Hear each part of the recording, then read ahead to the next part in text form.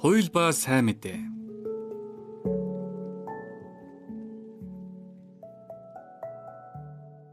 Сайн байцгаана уу? Та бүхэнтэйгээ дахин уулзаж байгаадаа баяртай байна. Бурхны үгийн үнэн зөвийг та бүхэнтэй хамт судлах боломжтой байгаа нь надад маш их баяр хөөргийг авчирдаг. Энэхүү цуврал хичээл нь интерактив биш. Нэг талын харилцаатай буюу та нар намайг сонсож болгоч. Би та нарыг сонсох боломжгүй байгаа нь жоохон харамсалтай юм. Гэсэн хэдий ч эдгээр хичээлээр дамжуулж Бурхан бидний амьдралд агуу нэгүслээ асгаж бидний түүнд итгэх итгэлийг өсгөнө гэдэгт би итгэлтэй байна. За өнөөдөр бид 9-р хичээлээрээ хууль ба сайн мэдээний тухай судлах болно. Та хизээ нэгэн цагт айдсаар хөтлөгддөг нөхөр болон хайраар хөтлөгддөг нөхөр гэж сонсч байсан уу? Эдгээр нэр томьёо хоёр төрлийн ирчүүдийг тодорхойлдогч. Тэд бүгд эхнэрийнхээ үгийг сайн дагдаг ирчүүд юм. Эдгээр ирчүүд ажлаа тараад гэртээ хурдан очиж гэрийн ажлаа хийж эхнэрийнхээ ачааллыг багасгахыг хичээдэг. Гаднаас харахад хоёулаа эхнэрээ гүнээ хайрладаг мэт харагдана. Гэхдээ айдсаар хөтлөгддөг нөхөр ба хайраар хөтлөгддөг нөхөр нь бүрэн ялгаатай хүмүүс юм. Айдсаар хөтлөгддөг нөхөр нь эхнэрээсээ айсандаа гэрийн ажилд тусалдаг. Өдөр бүр нэмгэн мөсөн дээр алхах мэт тэрээр загнуулж өвлүүлэхээс сэргийлэн эхнэрийнхээ нүдийг хариулан гэрийн ажлаа шаргуух хийдэг. Хайраар хөтлөгддөг нөхөр бол огт өөр. Тэр үнэхээр эхнэрээ хайрладаг. Өдөр бүрийг аз жаргалтай өнгөрүүлж эхнэрээ баярлуулах аргыг бодож үүнээс илүү зүйл хийж чадахгүй байгаадаа харамсдаг. Та эсвэл таны нөхөр аль төрлийнх нь вэ? Айдсаар хөтлөгддөг нөхөр үү? Эсвэл хайраар хөтлөгддөг нөхөр үү? Үүнтэй адил итгэгчид бас хоёр төрөл хуваагддаг. Айдсаар хөтлөгдсөн Бурхны дагагчид ба хайраар хөтлөгдсөн Бурхны дагагчид гэж. Айдсаар хөтлөгдсөн итгэгчид гэж ямар хүмүүс байдаг вэ? Эдгээр хүмүүс Бурхныг аимшигтай гэж үздэг. Тэд Бурхнаар хайрлагдахын тулд захаас бүрийг биелүүлэх гэж хичээдэг.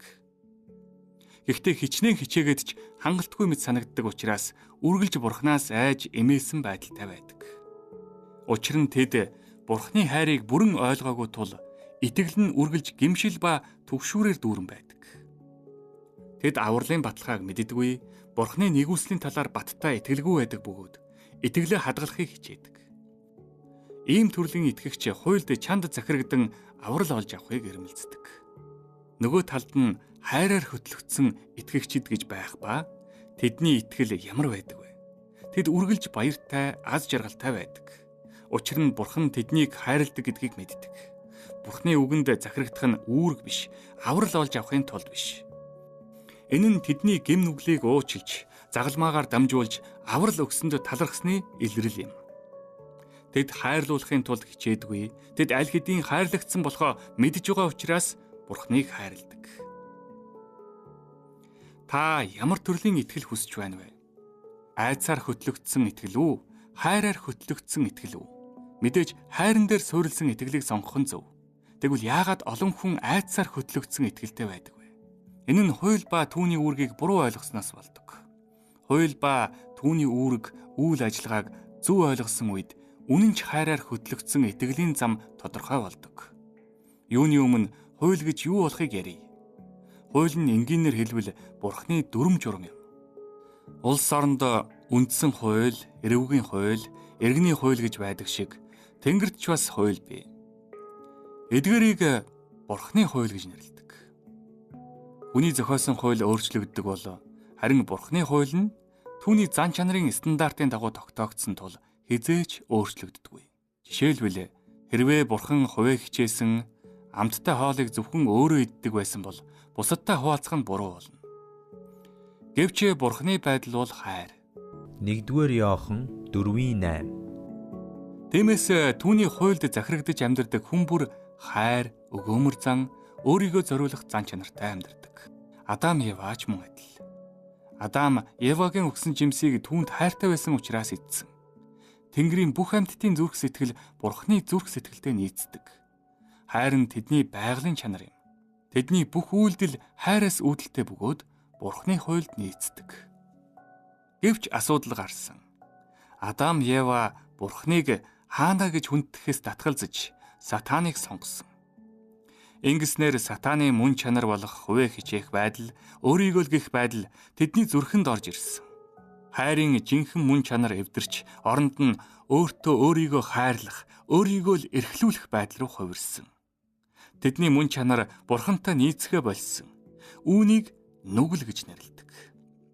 Энэ үйл явдлаас үүдсэн харамсмаар үр дагавар нь хүний зүрх бурхны хайрын зүг эргэн хандаж чадхаа болсон явдал юм. Бид нүгэлт зүрхнээсээ чөлөөлөгдөж чадхаа байсан.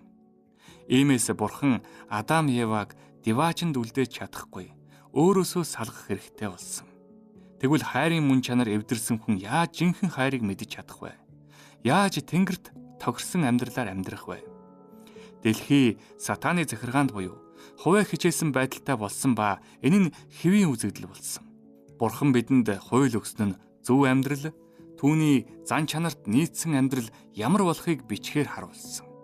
Хууль нь бидний хэрхэн амьдрах ёстойг харуулж, түүний замыг дагах нь түүний зан чанарт нийцэж буйг дагахгүй байх нь эсэргүүцэж буйг харуулдаг. Хэрв бид бурхны бүх зан чанарыг дэлгэрэнгүй бичвэл их урт жагсаалт гарах болно. Тиймээс энэ нь Библийн 66 номонд товчлогдсон билээ. Судар нь бурхны зан чанарыг нүгэлт хүмүүст, Израильчуудад харийнхан таруулж, хүүг нь загалмайд хатсан хүмүүст хэрхэн ханддгийг үзүүлдэг. Үг ганцаараа хангалтгүй тул бурхан өөрийн хүү болох Иесусыг илгээсэн нь түүний мөн чанараа харуулжээ. Иесусийн амьдралын бүх илэрхийлэл, дуу хоолой, хөдөлгөөн, үг үйлдэл нь бурхны зан чанарыг тусгасан. Иесусийн амьдрал бол амьд хууль байсан. Бурхны зан чанарыг 10хан зарчимд товчлон гаргасан. Үүнийг 10 хууль гэдэг. Үнэн дээр Библи 10 хууль Иесусийн амьдралыг нэг үгээр илэрхийлвэл хайр. Тэгвэл бурхан яагаад хууль өгсөн бэ? Та нар миний бүх мөн чанарыг төгс дагах ёстой. Тэгвэл би таныг тэнгэрт оруулна гэж хэлсэн үү? Олон хүн хуулийг ийм байдлаар буруу ойлгодог. Учир нь бидний зүрх аль хэдийн нүгэлд эвдэрсэн. Сатаанд эзлэгдсэн тул ямар ч хичээл зүтгэлээр бурхны зан чанарыг төгс тусгаж чадахгүй. Бурхны хууль өгсөн зорилго нь маш энгийн. Энэ нь бид түүний зан чанараас хэр хол байгааг мэдхэд, бид нүгэлт гэдгээ ухамсарлахад туслах явдал юм. Хууль нь бидэнд нүгэлтэй гэдгийг минь мэдрүүлэх үүрэгтэй. Хуульд суралцах тусам бидний зан чанар түүнийхээс хэр хол байгааг харж, харамсаж, өөрийн чадваргүй гэдгээ мэдэрнэ. Гэхдээ харамсал нь бурхны эцсийн зорилго биш. Галаата 3:22-д. Гэвч бичвэр нь бүх юмыг нүглийн дор хорьсон тул амлалт нь Иесус Христэд итгэх итгэлээр дамжуулан итгэгчдэд өгөгдөх юм. Хууль бидний нүглийг харуулж нүгэлт хүнийг аврахын тулд илгээсэн Иесусыг үнэлэх боломжийг олгодог. Хэрвээ бид Есүсийн зан чанарыг өөрсдөө олж чадах байсан бол тэр яагаад загалмайд өгөх шаардлагатай байсан юм бэ? Есүс ирсэн нь бид бүхэлдээ муу, бурхны зан чанараас бүрэн холдсон, хуульд захирагдах чадваргүй байсан учраас юм. Тэр бидний оронд төгс шударга амьдарч, тэр амьдралыг бэлэг болгон өгсөн юм. Итгэлээр Есүсийн шударга амьдралыг хүлээн авсан хүн бүр ариун сүнсээр дамжуулан түүний сайн сайхан зөвхт зан чанарыг өвлөж чадна. Загалмайн нэгүслийг ойлгосноор бид бурхны хайрыг мэдэрч, зүрхээ айдас руу биш, хайрын хуульд захирагдах үнэнч итгэл рүү чиглүүлнэ.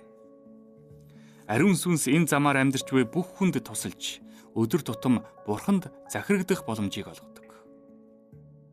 Цаг хугацааны явцад бидний амьдрал Иесусийн зан чанарыг тусгах болно. Та хайраар хөтлөгдсөн итгэлийн замаар алхахыг хүсэж байна уу? Тэгвэл өдөр бүр загалмай нэгүслийг бодож амьдраарай. Дараагийн хичээлээр бид амралтын өдөр буюу Шаббат өдрийн талаар судлах болно. Энэ бол маш олон хүний сонирхдог сэдэв шүү. Яагаад ихэнх итгэгчид амралтын өдөр нь бэм гараг байхад нэм гарагт мөрөгдөг вэ? Библийн нотлогоог хамт үзэх болно. Танд амар амгалан байг. Дараа уулзцаая. Баяртай.